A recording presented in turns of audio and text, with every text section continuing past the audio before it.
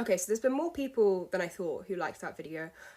So if you followed me because you want maybe some advice about how I've been living abroad, I can give it to you. I will say it feels very bespoke. People are asking me, where did you stay in Spain? Where did you stay in Bulgaria? I'm not going to give specific places because just in case one of them goes really big, I really don't like the whole travel tourism giving specific places and then having a huge amount of people flood to those places. So I will give you my sites, I'll give you my recommendations through the sites, I'll give you tips, I'll give you advice, but I'm not going to give you specific places because I don't want to overwhelm the people I've stayed with. And also the people I've stayed with, when you go through Workaway, you find the ones that you really feel like connect with you, you message the host, it's all bespoke. They respond to you. Every single Workaway is so different, and it's so different based on who you are and based on who the host is. Someone could have had 30 volunteers, and every time they've had volunteers, it's been completely different.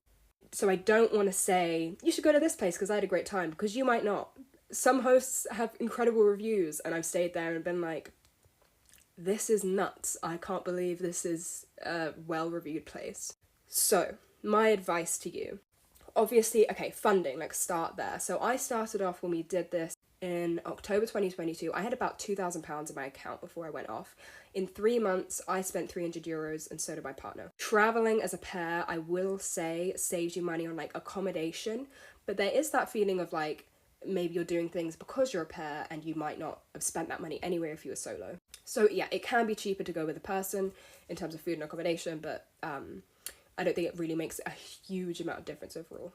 So yeah, I did workaways in Spain to start off with. We did 3 months, €300 spent on transport and occasional snacks, maybe a packet of crisps or something. Because the workaway hosts, they don't always provide snacks. It can be like most of the food, but you know, the meals.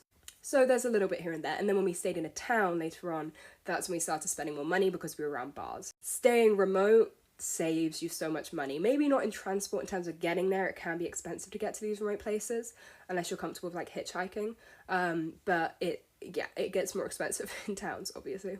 Then we did some work in England. I will say, I've had some people say like, oh, I'm from Ireland, I'd like to do this in Ireland. Absolutely try. I found it harder to find hosts in England that wanted English volunteers. I will say that the countries themselves, like I don't know how people like to have it as a kind of you're coming in from another place. They like to have that kind of cultural exchange, even if it's like I'm from England and I'm in Ireland right now. There seems to be a little bit more hesitation about people coming into their own, like from their own country, is what I've felt. At least that's my experience from England.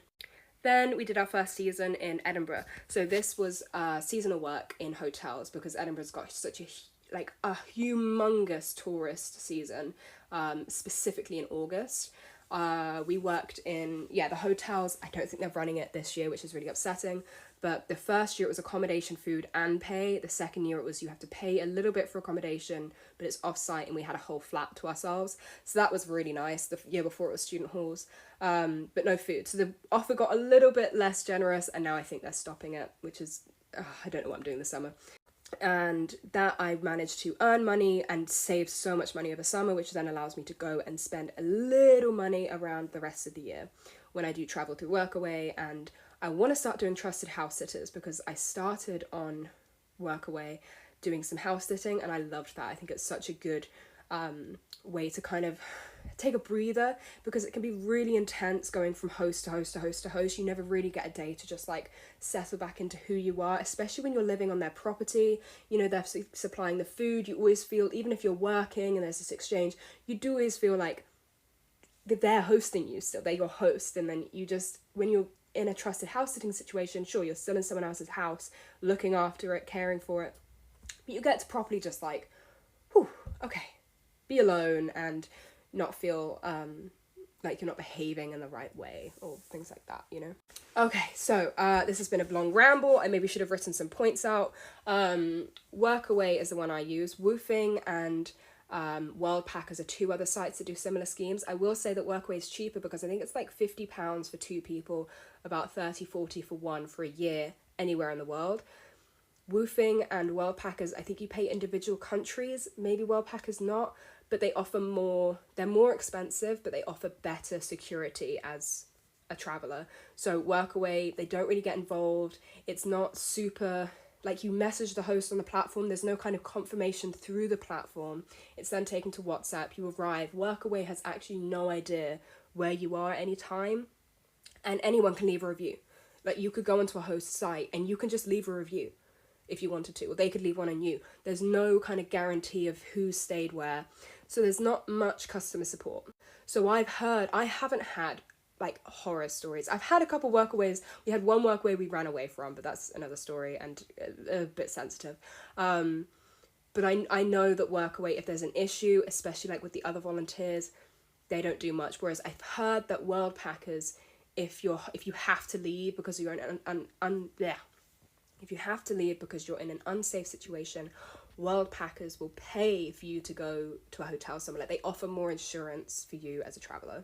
Okay, so actually finding a place. You can look on Workaway right now without an account, and I recommend you do that. You can start looking and seeing where you might want to travel to, what kind of work you might want to do. You can filter by the type of work, the place you're at,